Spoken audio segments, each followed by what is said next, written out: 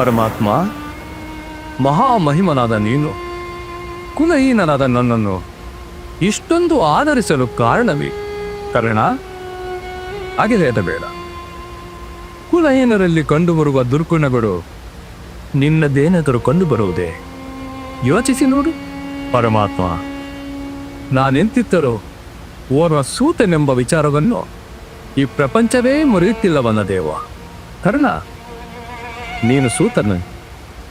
ನಿನ್ನ ವಂಶವೇ ಶ್ರೇಷ್ಠವಾದ ಚಂದ್ರವಂಶ.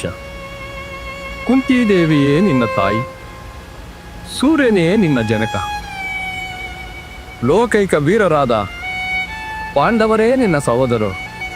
ಇದಕ್ಕೆ ಭೂದೇವಿಯೇ ಸಾಕ್ಷಿ. ನನ್ನ ಮಾತು ನಂಬು ಕನ್ನ. ತಾವು ಹೇಳುತ್ತಿರುವುದು ನನಗೆ ಆಶ್ಚರ್ಯವಾಗುತ್ತಿದೆ.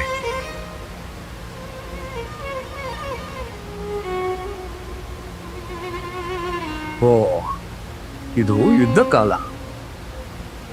ನೀನು ಪಾಂಡವರನ್ನು ರಕ್ಷಿಸುವುದಕ್ಕಾಗಿ ಈ ರೀತಿ ಸುಳ್ಳು ಹೇಳಿ ನನ್ನನ್ನು ವಂಚಿಸುತ್ತಿರುವೆಯಾ ದೇವ? ವಂಚಿಸುವ ಮನಸ್ಸು ನನಗಿಲ್ಲ ಕರ್ಣ.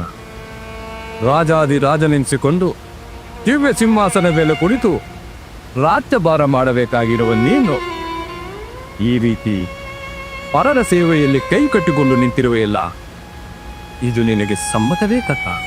ಪರಮಾತ್ಮ, ಪಾಂಡವರು ನನ್ನ ಸಹೋದರಾಗಿದ್ದ ಪಕ್ಷದಲ್ಲಿ ಅವರೊಡನೆ ಯುದ್ಧ ಮಾಡದಿದ್ದರೆ ನಂಬಿದ ನನ್ನ ಸ್ವಾಮಿ ಕೌರವೇಶ್ವರನಿಗೆ ದ್ರೋಹ ಮಾಡಿದಂತಾಗುತ್ತಿಲ್ಲವೇ? ಇಲ್ಲ ಕರ್ಣ.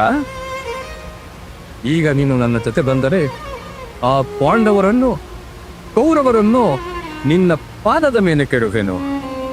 ಸಿಂಹಾಸನದ ಮೇಲೆ ಕುಳಿತು ರಾಜ್ಯಭಾರ ಮಾಡುವೆ ಇದ್ದೆ. ಬಾ ಕರ್ಣ. ಸಾಧ್ಯವಿಲ್ಲ ಪರಮಾತ್ಮ. ಸ್ವಾಮಿ ಭಕ್ತನಾದ ನನಗೆ ಸಾಮ್ರಾಜ್ಯವೇಕೆ? ಭೀಮಾರ್ಜುನರು ನನ್ನನ್ನು ನೋಡಿದಾಗನಿಂದ ಸೂತ, ನೀಚ, ಹೀನ ಕುಲದವರೆದ್ದು ನನ್ನನ್ನು ಹೀಯಾಡಿಸುತ್ತಾರಕ್ಕ. ನಾನು ಇಂತಹವನೆಂಬ ವಿಚಾರ ಅವರಿಗೆ ತಿಳಿಯದು ಕರ್ಣ.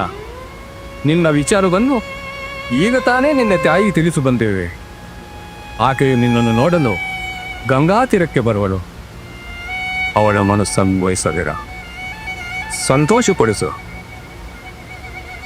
ನಾನಿಂದ ಬರುತ್ತೇನೆ.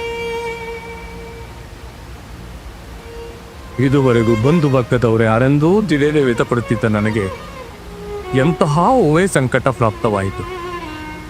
ಅವರೊಡನೆ ಕೂಡಿ ಬಾಳುವ ಭಾಗ್ಯವೂ ನನಗಿಲ್ಲದೆ ಹೋಯಿತೆ. ಅಯ್ಯೋ ನಾನು ಪಾಪಿ, ಅಯ್ಯೋ ನಾನು ಪಾಪಿ, ಅಯ್ಯೋ ನಾನು ಪಾಪಿ.